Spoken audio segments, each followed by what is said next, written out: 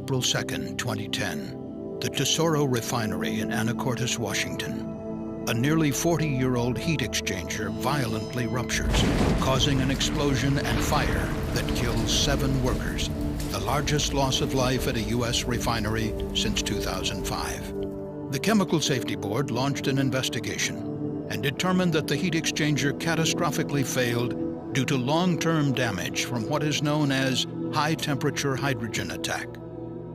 The CSB's final report into the accident was unanimously approved at a public meeting in Anacortes on May 1, 2014. The CSB is seriously concerned by the number of deadly refinery accidents in recent years. We have concluded that extensive improvement must be made in how refineries are regulated at the state and federal levels.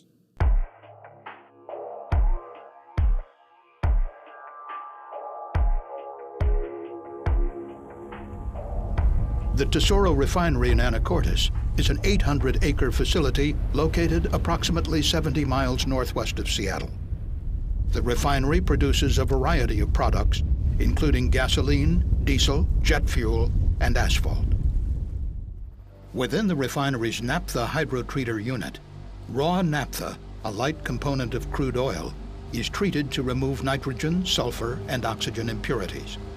Before entering the unit's reactor, the raw naphtha and hydrogen are preheated inside pressure vessels called heat exchangers.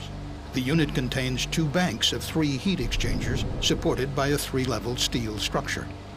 Each heat exchanger consists of a bundle of tubes inside a steel shell. Hot fluid exiting the reactor flows through the heat exchanger shell, while cool fluid headed for the reactor flows inside the tubes. Heat is exchanged through the walls of the tubes. Every 6 months, the heat exchangers are taken offline to be cleaned because of fouling, a common occurrence when operating heat exchangers in this type of service. As the raw naphtha is heated, a scale-like material forms and deposits onto the inside of the tubes, hindering the transfer of heat in the exchangers. On March 28, 2010, one bank of heat exchangers was taken offline and disassembled for cleaning, while the other bank remained in service.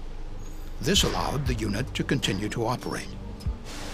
By mid-afternoon on April 1st, the cleaning was complete, and operators initiated the startup of the offline bank of heat exchangers.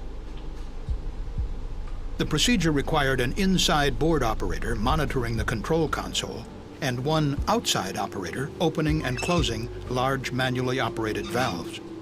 But the heat exchangers had a history of developing leaks during startup, something that refinery personnel had come to see as normal.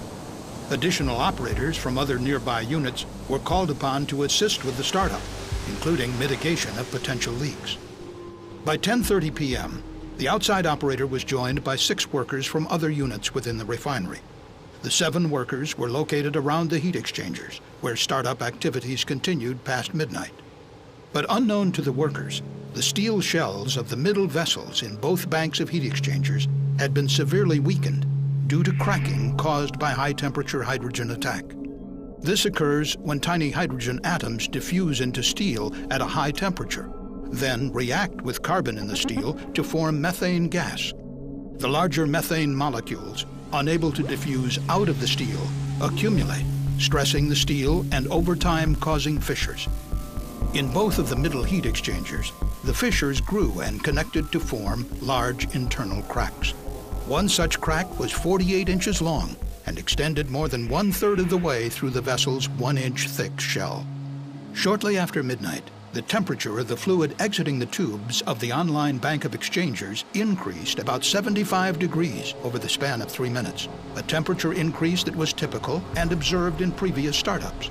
But the middle heat exchanger was so severely weakened from high-temperature hydrogen attack that it likely could not withstand the stress caused by the rapid temperature increase. At 12:35 a.m., employees working at a nearby process unit heard a loud hissing noise when vapor began to leak as the heat exchanger cracked at its weakest point. Seconds later, the exchanger violently ruptured.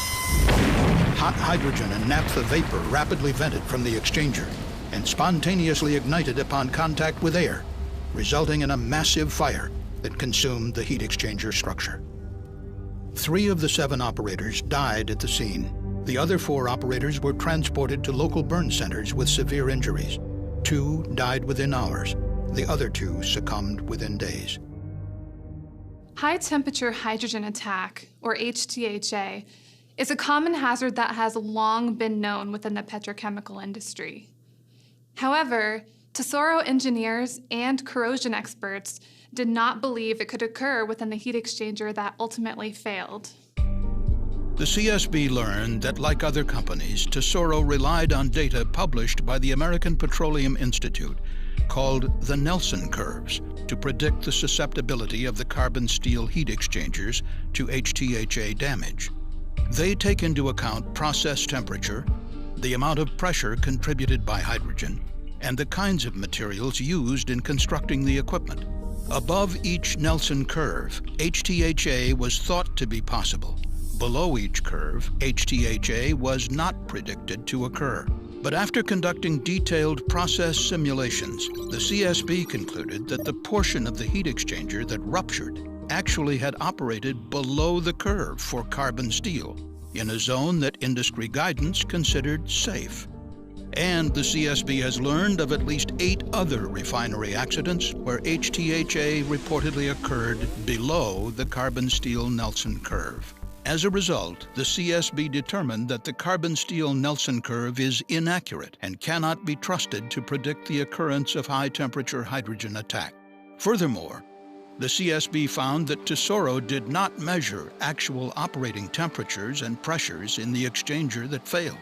Instead, corrosion experts hired by Tesoro relied on design operating conditions to predict whether HTHA would occur based on the Nelson curve. And the CSB's process simulations indicated that when the exchangers were fouled, the actual temperatures were likely much higher than design conditions. Had Tesoro used actual process conditions when determining HTHA susceptibility of the heat exchangers, their internal policies would have required the heat exchangers to be inspected for HTHA. However, we note that inspection for HTHA is not very reliable. That is because damage to equipment may be microscopic or limited to small areas, but still be significant enough to cause catastrophic failure. The best way to prevent HTHA is by using inherently safer materials of construction that are much more resistant to high-temperature hydrogen attack. For example, industry has already identified steels with higher percentages of chromium and molybdenum that are much more resistant to HTHA. The CSB recommended that the American Petroleum Institute revise its standards to prohibit the use of carbon steel equipment in HTHA-susceptible service and to require verification of actual operating conditions. The safety culture of a company can have a huge influence on the actions it takes to prevent accidents. During our investigation of this accident, we discovered several instances where Tesoro's safety culture was lacking. The CSB learned that the heat exchangers had a history of leaks during startup, creating hazardous conditions for personnel working nearby. However, the CSB found that although Tesoro took some corrective actions, it never adequately fixed the leaks. Instead, Tesoro treated the leaks and fires as normal occurrences and regularly allowed additional personnel to be present during startup to mitigate the hazards. On the night of the incident, 2 more leaks were reported during the exchanger startup. And the CSB found that the complexity of the startup procedure typically required more than just the one outside operator. Yet operating procedures were not updated to account for the role of additional personnel during the hazardous non-routine work. These additional operators were exposed to a serious risk. 7 workers, including 5 additional operators from other refinery units, were supporting the startup of the heat exchangers on the night of April 2nd, 2010. All were fatally injured. The CSB found that if Tesoro had a strong safety culture, it would have addressed the ongoing leaks and defined a reasonable number of essential personnel for the startup activity. Had Tesoro done these things, we concluded that fewer workers would have been present on the night of the accident, and lives would have been spared. The CSB recommended that Tesoro implement a process safety culture program that would assess and continually improve safety at the Anacortes refinery. Our Tesoro findings are all too similar to those of other CSB refinery investigations. The CSB has found these similarities include weaknesses in industry standards for safeguarding equipment, a deficient refinery safety culture, and a regulatory system in need of reform.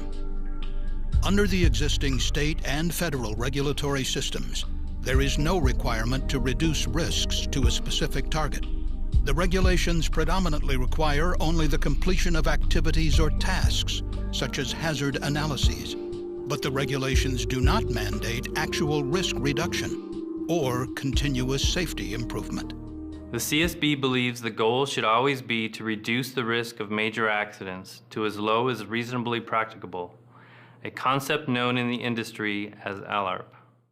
To reduce accident risks, the CSB made the following recommendation to the U.S. Environmental Protection Agency.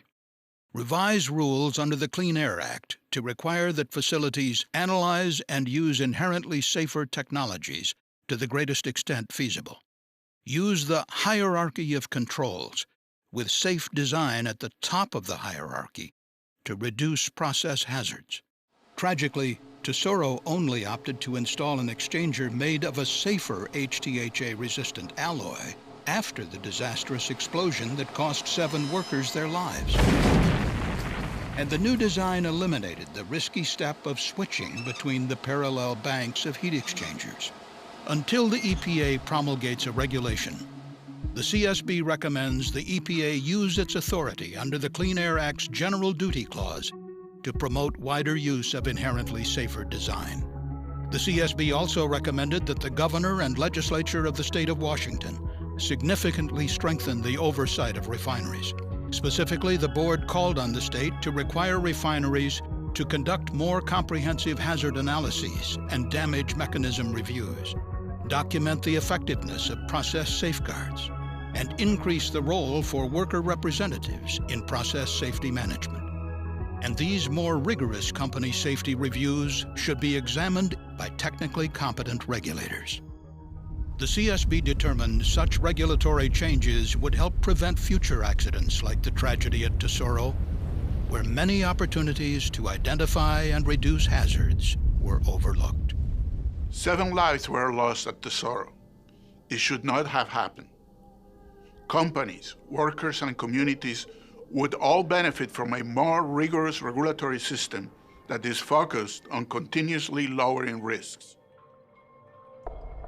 For more information on the CSB's Tesoro investigation, please visit csb.gov.